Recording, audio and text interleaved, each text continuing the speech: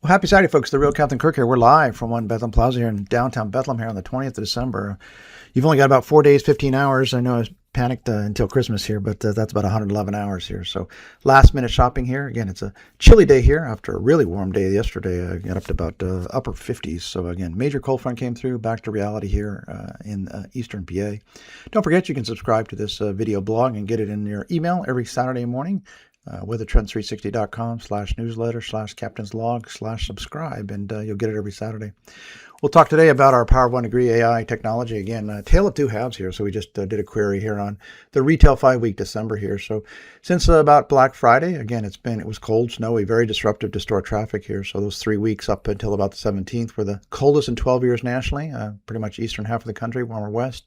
Snowiest in 12. So coldest, snowiest in 12 is not good for store traffic. Great for winter seasonal sales, but not for overall store traffic, which we saw took a hit for sure. Good news here, the 18 December through 3 January here, so the latter part of the retail December here. Number one warmest in 41 years. A little bit misleading here because there will be some cold shots in there. And the Northeast for sure after 27 looks to be below average. So warm, then cool, then cold. U.S. snow, most in 3 years, up about 8%. Still not a ton of snow here, and a little bit wetter. So ideally, we'd like to see warm and dry, but this is definitely a huge improving trend compared to what we've had here the past few weeks. So again, our AR gives a weather narrative, and again, some of the categories that will do well and some that will not do as well here over the next couple weeks. With the Polar Vortex pretty strong, getting stronger here, that tends to keep the cold air bottled up at the North Pole here, and that's kind of what our year ahead outlook here for January implied. It would be, compared to last year's coldest January in 11 years, it was frigid. Again, we had nonstop Polar Vortex. This year, we're saying the warmest in 3. So not to say it won't be cold. We do think maybe the latter part of January has a better chance of the Polar Vortex weakening a bit. Just because it's warm doesn't mean it won't be snowy. We actually have above average snowfall here for the west and the northern tier of the U.S., Midwest, and even the coastal Northeast. Looking at that Polar Vortex here, you can see anytime it's strong like this, symmetrical, right? See that toward the end of this period here, very symmetrical. A couple minor perturbations could head toward the U.S., northern tier of the U.S., but you want to see this thing ragged and weak, and that will lead to the cold air spilling all over the northern hemisphere here. So a little bit strong going into the beginning of January. Look at the season-to-date snowfall here ending the 19th of December here. So we're up 81% over last year, most in 3 years, 20th most in 40 years, so about 3% above average. Big winners would be there in the Plains, Midwest, Great Lakes, and interior Northeast New England. Looks like a lot in the West, Rocky Mountains, but that's actually way below average for most of them. Looking at our cold days here, a sub 32 degree index across 260 major cities here. It's ticking up. So we're up about 11% over last year, most in 3 years. Still 10th least in 40 years. And again, that snow index, again, up about 108% over a year ago. Looking at the weekly snowfall trends. Now, these bars show you the trends in the snowfall compared to that same time last year. And the line is the snowfall index, again, for the major population centers. So we've had 3 very snowy weeks through that mid-December period, and then a little bit of lull here. We will take it here, week ending 12/20. And then a little bit of an uptick here. So again, we're going to have maybe not as extreme as what we saw back in early December, but again, a little bit of an uptick compared to here this Christmas week. Looking at last week World Summer here. Now this big map is trends versus last year. It was a tale of two halves, cold east, warm west.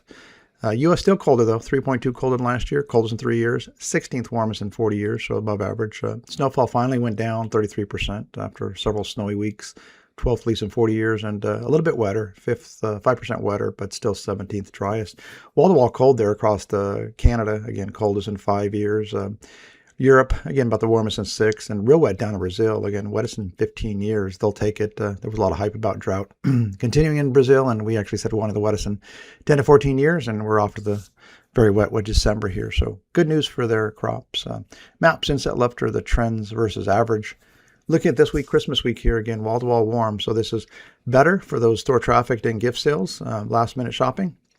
This weekend, for example, here, this is the last weekend before Christmas. It's the 5th warmest nationally, 14th driest, and 5th least snowy. So warm, dry, least, less snow. That's good for the last weekend here before Christmas.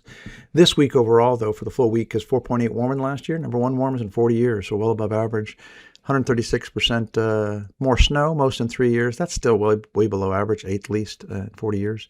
And precip down about 40%, driest in 15 years. So again, good trends here for the Christmas shopping season, and again, even the gift exchange period right after Christmas. Look at the 6-day snowfall trends here. Not a ton here, but again, here a little bit of clipper going through the Great Lakes, a little bit of flurries in the New England. Not much. Again, Tuesday, some hope here for, again, getting some fresh snow on the ground here, maybe even here in eastern PA, northern New Jersey. Again, light. And then Wednesday, not much. And then Christmas Day here, again, lingering flurry. So on Christmas Day itself, in terms of actual snow falling, it's only about 10% of the U.S. population. The 6-day period overall is about 22% of us getting some snow here leading up to Christmas. Looking at next week here, again, getting into the new year, 2026 here. So it's a little bit milder, moderating a trend here, not as extreme, but again, warmth stays in the central U.S., cooler on the coast, West Coast California, and the East Coast are the cooler spots, slightly below average and much colder than last year. So nationally, 0.6 Fahrenheit warmer than last year. That's 8th warmest, not as extreme as the previous week. 40-day snowfall trends are 39% more than last year, most in 4 years. 21st driest, so just a hair below average. But again, some snow. We'll have to see. A little overdone here in Virginia. Models think everything's going to be snow. But again, certainly some snow in the mid-Atlantic, New England. We'll see maybe even the East Coast, New Jersey, New York areas here.